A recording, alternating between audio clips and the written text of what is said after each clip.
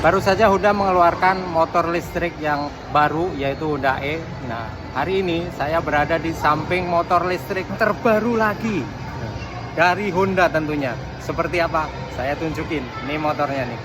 Lampu depannya warna hijau. Kemudian logo Hondanya menyala di bodi. Kira-kira ini namanya Honda apa, guys?